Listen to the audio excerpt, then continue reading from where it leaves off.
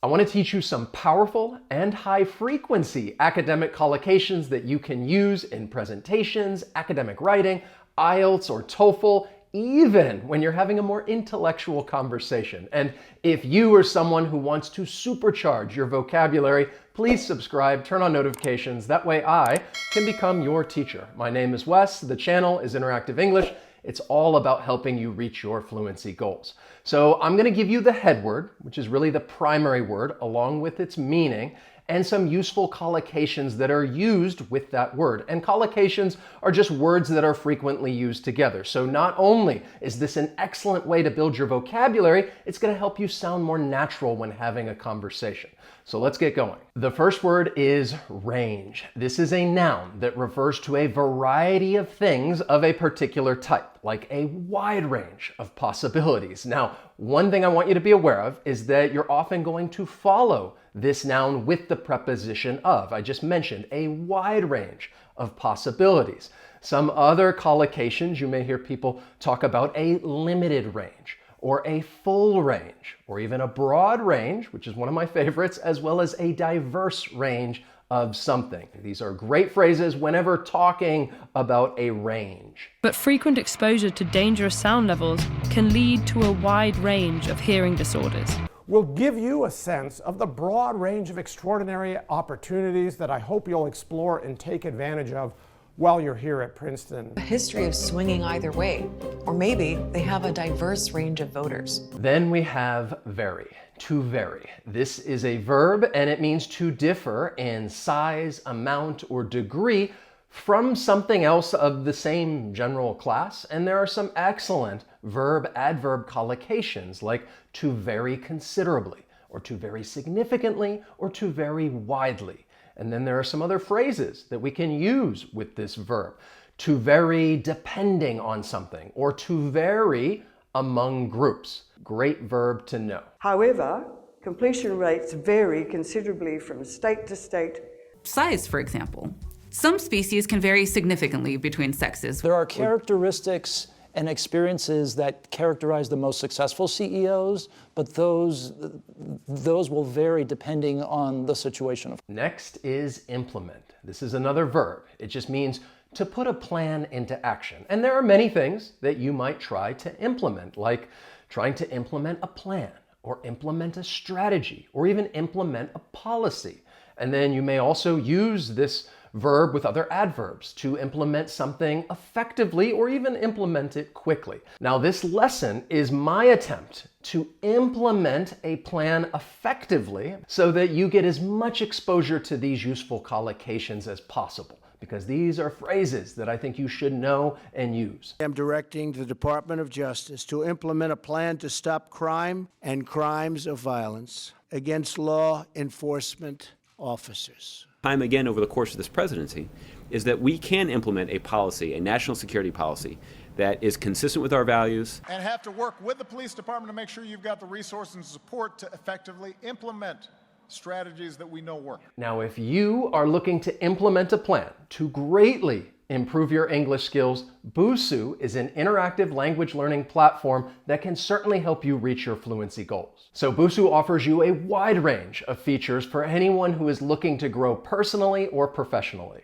They have courses created by experts, there's an interactive community, and you get immersive speaking practice. I always say it's incredibly important to learn and practice the language that people actually use, which is why we're talking about collocations in today's lesson. And with Busuu, you get access to real-life conversations, which is going to build your confidence when communicating with others. Now, you may be thinking sometimes it's hard to find the time throughout the day. But with Busuu, you can take small and achievable bite-sized lessons, which makes it easier to achieve your goals and stay motivated. So check out Busuu with the links below. You can sign up and start learning for free, and you can try Busuu Premium with a 7-day free trial. So have a look at those links in the description and take your English to the next level. Let's get back to our amazing collocations, and the next word is subsequent. This is an adjective that basically refers to happening after something else.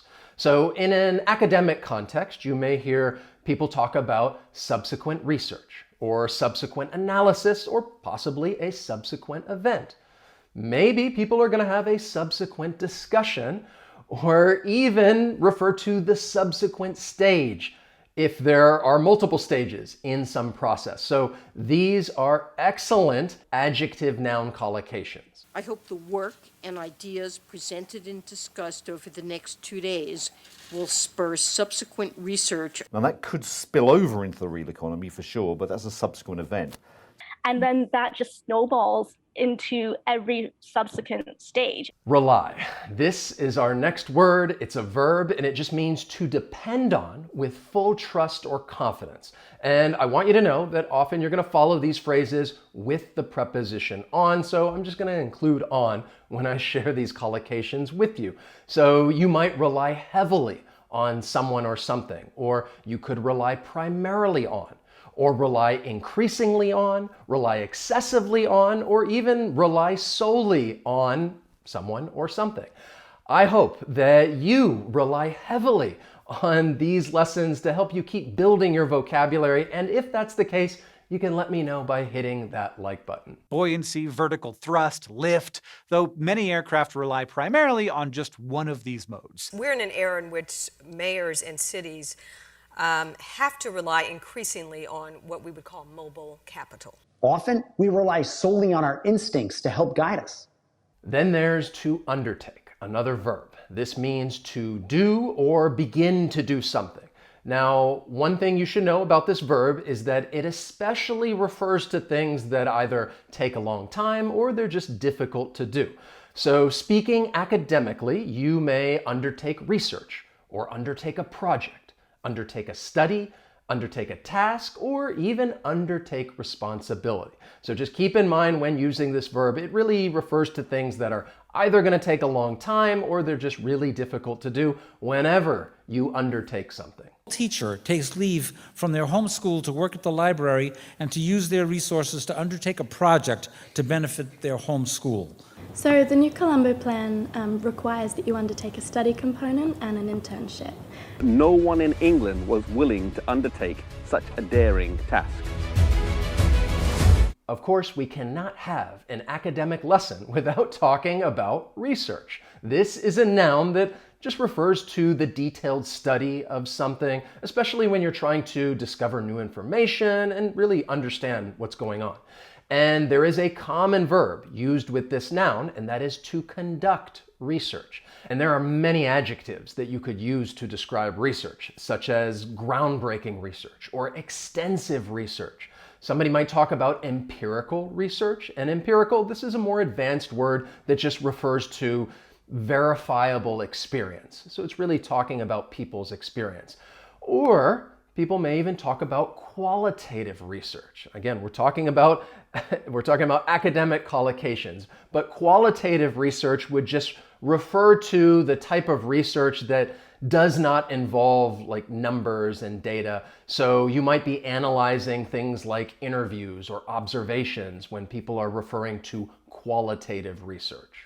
And so we have given them the green light to go and conduct research studies, which is really great because then we're not like conducting our own research study. There's groundbreaking research on this that comes from Dr. Rebecca Campbell. The Boston Consulting Group, for example, has done very extensive research that documents that some growth actually destroys value. Then there's benefit, great noun. It refers to a helpful or good effect, or at least something that is intended to be helpful and you're trying to get some advantage. Now, there are many adjective noun collocations with this word. Maybe people are going to talk about the mutual benefit of something, or even the long-term benefit, or maybe the potential benefit. In more of a business sense, people may talk about the economic benefit or even the health benefit if we're having some sort of medical conversation. Now, I think the potential benefit of you learning these collocations is enormous. And I would say it's going to have a long-term benefit on your overall English fluency. Just trying to have a little fun and give you a better sense as to how these phrases are used in context. Plus, I think it's true. Fungus and root get together and they trade for mutual benefit. That means making investments now that will pay a long-term benefit in a better educated, better skilled workforce. Imagine if we could use the resources more efficiently. It would have a massive global economic benefit. Approach. This is another noun, and it refers to a way of dealing with a situation or problem. To give you an example of a verb used with this noun, people may adopt an approach. And in that case, they're really just going to start using it. And there are many adjectives used with this noun when being creative. You will certainly hear people talk about an innovative approach.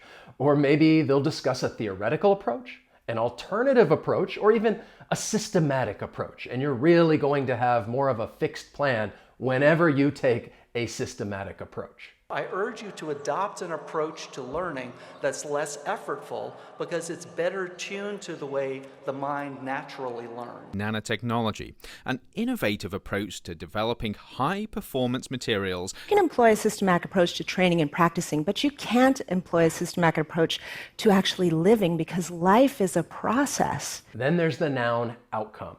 This just refers to the way a thing turns out. And all of the collocations that I'm going to share with you are adjective noun collocations. And I think some very common ones would be talking about the desired outcome, or maybe even a positive or negative outcome, or even the eventual outcome. Some more advanced collocations with this noun would include an adverse outcome. Adverse just refers to something that is unfavorable, maybe even harmful. So it's not good when there's an adverse outcome. Or a binary outcome. Binary just means involving two different things. So now you know, in case you ever hear somebody talking about a binary outcome. To assert that the universe has a purpose implies a desired outcome. But who would do the desiring? And what would a desired outcome be? Is as it moves, you are deciding what the eventual outcome will be. So that as they were doing things that caused their blood sugar to go up or caused an adverse outcome. Then we have the verb assess. This means to evaluate or estimate the nature, ability, or quality of something. And there are many things that you can assess. You can assess the performance of something. You can assess the effectiveness or assess the impact or even assess the progress. And you could also assess one's needs. I told you there are many things that you can assess. This is just a sample of some common collocations. And one of the things that we did to assess the impact of this curriculum. How do you assess the performance of a creative team or a creative individual? Then Vice President Biden traveled to Japan to assess needs and help with the recovery. Then we have source. This is a noun that refers to a place, person, or thing from which something originates or can be obtained. And I want to share with you some useful adjective noun collocations. You can use this when talking about the primary source or the secondary source, maybe an original source, a reliable source, or perhaps even an anonymous source. And if something is anonymous, in that case, it's unknown whenever talking about an anonymous source. A primary source is a rock-solid, airtight origin point for a fact or a quote. What if you had to drive 4 hours to charge your phone because you had no reliable source of electricity? Historians attribute the London Magazine article to an anonymous source who spun the tale from scratch. Next is the adjective significant. I like this word. It's one that I often emphasize when I'm talking or having a conversation because it refers to something that is worthy of attention, it's large enough to be important, or just affect a situation to a noticeable degree. So some common collocations are a significant difference, a significant impact, a significant factor. I told you I like to emphasize this word. Or maybe you're talking about a significant change. And then if I want to use it with an adverb, we could say that something is statistically significant. We know these changes may have significant impact on creators making kids content. Times when people stand up and demand real, significant change. Mine just aren't matching up. I just can't get the results to be statistically significant. Justify. To justify something means to show that something is reasonable, right, or true. So you can justify a decision or justify an action. You can justify behavior, maybe justify a conclusion, or even justify an expenditure. And in this case, an expenditure just refers to spending time, money, or effort whenever you justify an expenditure. A person might make up things about what Jesus would do to prove a point or to justify an action or lifestyle. There are people that literally justify behavior based on views and likes and following count. We jump to a conclusion and then we try to justify that conclusion. I do that, everyone does that. Then there's the verb indicate, which means to show, point out, or make clear in another way. And there are many nouns you can use with this word. You can indicate a trend, or indicate a relationship, or maybe even indicate a need. You can also use this with a noun before the verb. If I say studies indicate, and then just say whatever it is that studies indicate.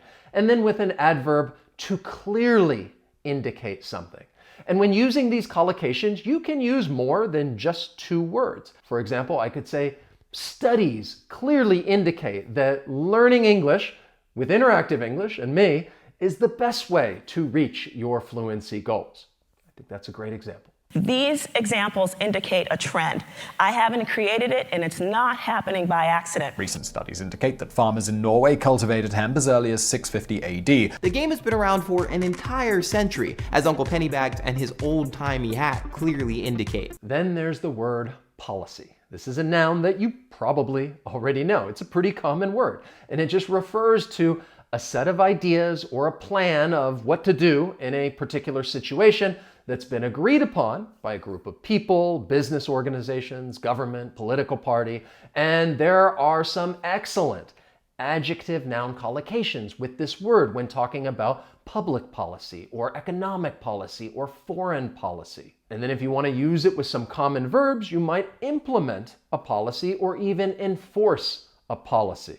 That sounds definitely a bit stronger when you enforce a policy. Maybe you majored in political science because you were fascinated by global affairs, or public policy, or current events. Today, this science-driven economic policy has largely eliminated acid rain across the United States and Canada. Sometimes, a president may use an executive order to clarify and help implement a policy that needs to be easily defined. Then we have the noun volume, which refers to the amount of something that there is, perhaps like the space that something occupies.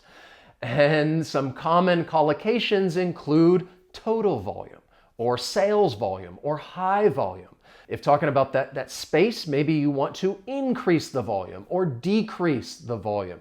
Great phrases to know. In this candy, you see the total volume that it occupies is not equal to the total volume of the candy because there's gaps in it. Every day for the first 10 days the sandwich was back, effectively doubling sales volume at those stores. Turn something up means to increase the volume or intensity. Then we have assume. This is a verb and it means to take or begin to have responsibility or control. And there are some very important verb-noun collocations. You can assume responsibility, assume control, assume leadership, or maybe assume a role, or even assume a position.